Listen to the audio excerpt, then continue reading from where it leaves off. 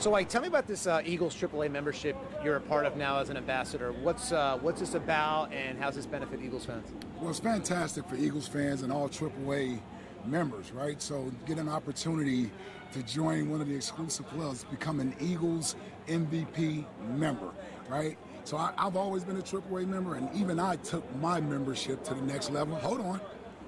Got my card right here.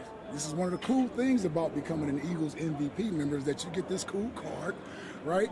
And then some of the benefits to being in the MVP club is that you're going to get 15% off Eagles merchandise at all the pro shops, right?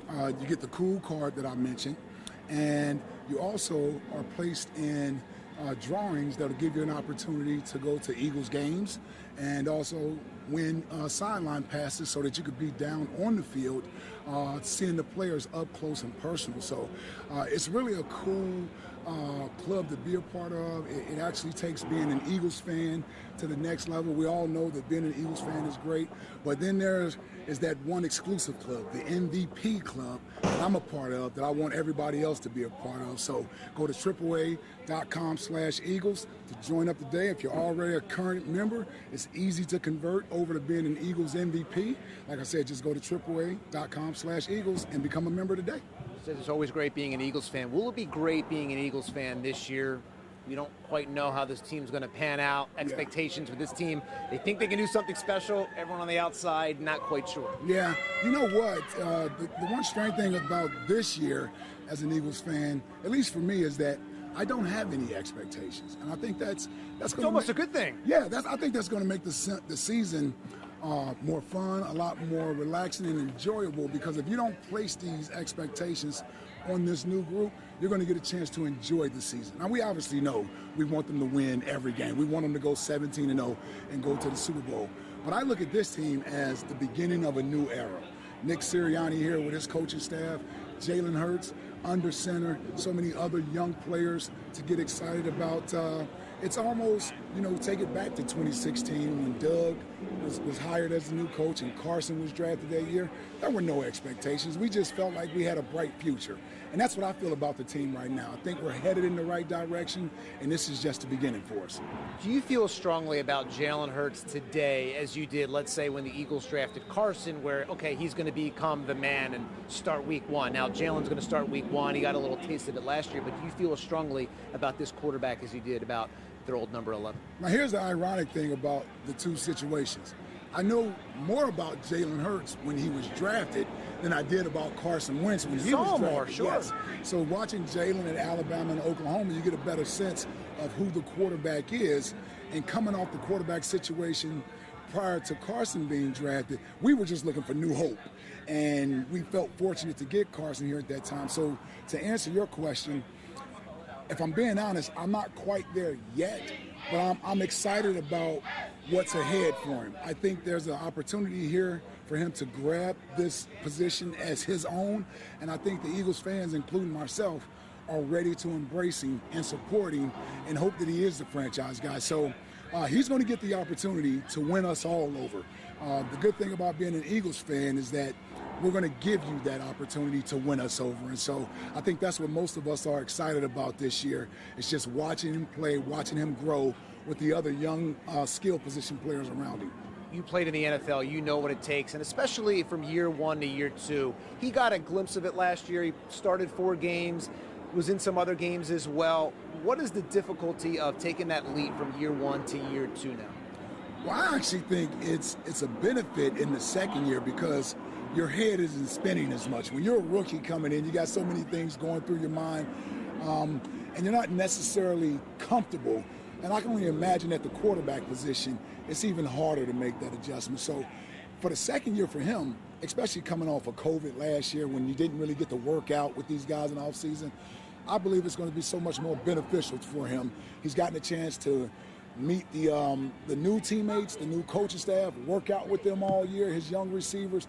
He comes in with a little bit of a jump from where he was last year when he didn't know what was going on. At least he knows somewhat what to expect. The game slows down for him a little bit more, and now his natural ability can just take over. So I actually look forward to him being much better. Just think about Carson in his second year.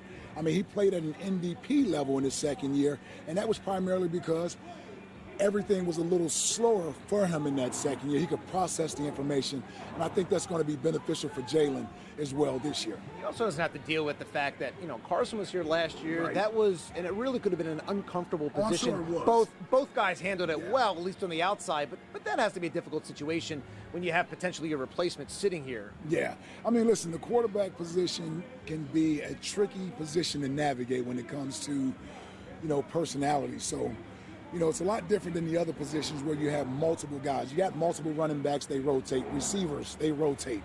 Corners, linebackers, we all rotate. Nobody rotates at the quarterback position, at least not conventionally anyway. So I can understand it being a little uncomfortable this year. He is, at least right now, the clear-cut guy who's going to be given the opportunity to win the starting job. And he has a good support system behind him in veteran guys like Joe Flacco and Nick Mullins who can help him with the process of being the starter, because it's not just what you do on the field. That's different about being a quarterback. It's how you carry yourself off the field as well. And so the expectations are different. The good thing for us as Eagles fans is I think Jalen is built for it. He's been in the spotlight. He's handled difficult circumstances at the quarterback position in his college days into his pro career so far. He's built for it. Now it's just about going out and executing and just letting his play take over. When you talk about that play, you look at Carson last year, held on to the ball way too long, made some poor decisions. For Jalen, is the key just getting rid of that ball fast? Well, I think that is for any quarterback, right? There has to be a clock in your head. And the one thing about offensive football is that it's all about timing. So when that quarterback gets to his drop step and that ball is up and that receiver is ready to come out of his break or tight end is ready to come out of his break, the ball has to be out. You got to be able to process information pre-snap, understanding where you want to go with the football, and then deliver a good throw. And every quarterback is constantly learning to get better at that. And there are going to be good days, and there are going to be some days where he struggles based on what the defense does to him. The key is to know that there is room to improve, continuing to work to improve there. And I always say, don't make the same mistakes over and over. That goes for every player, not just quarterbacks. The one thing that drives coaches crazy is repetitive mistakes. Learn from the mistake, get better at it, and move on to something else. What do you know about mistakes? You never made any. Oh, I made plenty of them, believe me. I know it's been a long time since I played, but if those Eagle fans are out there that remember my rookie year, I had a rough time adjusting myself. You're a Pro Bowler. What are you talking about? It took a few years to get to that, though. And also, I was a guy that didn't play special teams in college, so I had to learn how to play special teams. And the first year was a little bit of an adjustment, and then by the time I got to my second year, I was ready to go. What's your excitement level about this defense? As a former defensive player, you look at this defense here, they still don't really have linebackers that you're excited about, which seems like it's been eternity. But this defense as a whole, they have a good up front. It seems like they have a solid secondary. I got to disagree with you, Jeff. They actually have a couple linebackers that I'm excited about. New acquisition in Eric Wilson. I think the fans, are going to love the way that he plays. He flies around to the football. There's a couple young guys that I'm excited to see. Davion Taylor, who I think has a lot of raw ability, just needs to put the mental part of the game together. And I think his natural ability will take over, and we'll get a chance to watch him play. He flies around, he explodes to the football. So I'm excited to see him. Kevon Wallace, he's filling in for Rodney McLeod right now. I was excited when the Eagles drafted him last year. He's a playmaker. I think you're going to see a jump from him his rookie year to his second year. And then our secondary, I think it's sort of underrated. Guys that haven't necessarily played together yet, but when you talk about veteran guys like Big Play Slay, bringing in Steve Nelson, adding a guy like Anthony Harris with a Rodney McLeod and a Kevon Wallace, I think we have the ability to be better than people expect. Our strength is always going to be up front. Fletcher, Brandon Graham, those are our mainstays. Javon Hargrave. Here's another guy that I think took a while for him to get adjusted and comfortable last year. We saw him start to come on late. I expect a big year from him this year. And then you got the two young guys at DN battling it out, and Josh Sweat and Derek Barnett. I think the defense is a little under the radar right now. And I think when we get a chance to watch them play, I think we're going to like what we see. They're going to be a little bit more of an attack style defense, more than what we became accustomed to seeing under Jim Schwartz. How do you think Nick Sirianni, as a rookie head coach, has handled himself so far? I think he's been great, man. I think he's been great. Listen, he came into a difficult situation when you're talking about, replacing a Super Bowl winning head coach, right? So he had to win over the fan base. I think he's done a great job of doing that. I think the fans have gradually gotten more and more excited about him as the head coach and being the leader here. And I think the more we get to see him, hear from him as the coach of the Eagles, I think the fans are going to grow to be fans of Coach Sirianni. So I know I'm excited. The one thing about Jeffrey Lurie and his staff when it comes to hiring coaches, they usually get it right. So they usually get it right. Even the ones that we don't necessarily have much knowledge about prior to them hiring them, they usually get it right. So I'm going to trust their hiring process, the things they look for in a head coach. And for me, Nick Sirianni is a breath of fresh air. Will his team surprise people? How many wins? Wow. How many wins this year?